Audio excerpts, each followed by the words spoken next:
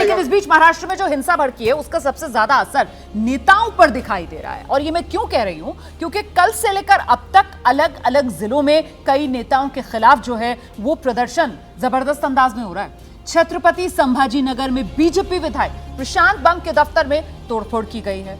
इसी जिले में एआईएमआईएम के सांसद हैं इम्तियाज अली, उनके घर के बाहर आज प्रदर्शन हुआ है। नेताओं के खिलाफ जो सबसे ज्यादा गुस्सा वो बीड़ जिले में नजर आ रहा है। बीड़ में एनसीपी के विधायक हैं संदीप क्षीरसागर, उनके घर पर प्रदर्शनकारियों ने तोड़फोड़ की, आगजनी की और बीड़ में शरद पवार की पार्टी एनसीपी उसके दफ्तर को फूंक डाला गया। बीड़ में अजीत पवार गुट के विधायक हैं प्रकाश सोलंके, उनके घर पर भी हिंसा हुई है, वहां पर भी आगजनी हुई है। ऐसे में अब बड़ा सवाल जिसको लेकर मुझे लगता है हमें चर्चा करनी चाहिए, वो सवाल आपको दिखा देते हैं। सवाल यह है कि महाराष्ट्र में मराठा आरक्षण का मुद्दा जिस तरीके से गर्मा रहा है, प्रदर्शनकारियों का पारा हाई, क्या ये सियासत ने आग लगवाई? कुर्बान अली साहब जिस बात का जिक्र यहाँ पर देवांग भी कर रहे थे, समीर जी भी कर रहे थे, ये सियासत ने आग लगवाई है सर? ये पवार वर्सेस पवार की कहीं लड़ाई तो नहीं है जिसकी वजह से मामला इतना आगे निकल गया है? सियासत तो हमेशा आग ही लगवाया करती है और महाराष्ट्र में मराठा आंदोलन कोई एक नई चीज़ नहीं है और इसको हम देखते रहते हैं कि जो जब सत्ता में होता है तो उसके लिए वो मुद्दा नहीं होता, जब विपक्ष में होता है तो वो मुद्दा होता है। और जाहिर है कि विपक्ष के लोगों को सरकार पर दबाव बनाने के लिए कुछ ना कुछ ये काम करना पड़ता है ताकि अपने पॉलिटिकल नंबर बढ़ें।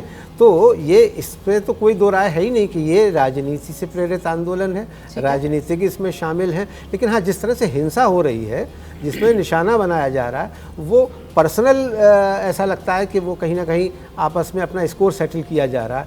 अब इसमें एआईएम कहाँ से आ गया, या इसमें कांग्रेस वर्सेस एनसीपी या एनसीपी वर्सेस शिवसेना, ये जो चीज़ें हो रही हैं, इससे लगता है कि ये आंदोलन राजनीतिक मुद्दा ना होकर के कुछ दूसरा मुद्दा भी है। प्रदीप जी, आपका एनालिसिस? देखिए, इससे मुझे ऐसा लगता है कि ये जो दोनों पवार हैं, शरद पवार और अजीत पवार, उसमें भी एक प्रकार का प्रतिस्पर्धा है कि वहाँ पर कौन बड़ा नेता है। और जी जी जी नहीं आप अपनी बात पूरी। हाँ, तो मैं यही कह रहा था कि इसमें कौन बड़ा नेता, उस वो भी एक कारण इसके पीछे, अन्य तमाम कारणों के अलावा।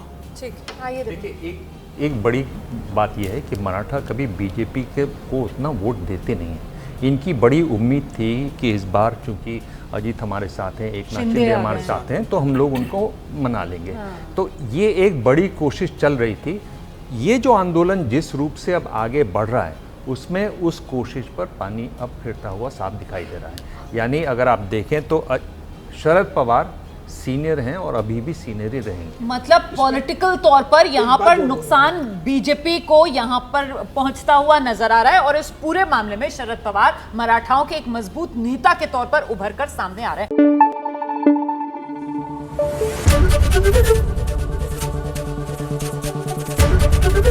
एबीपी न्यूज आपको रखे आगे।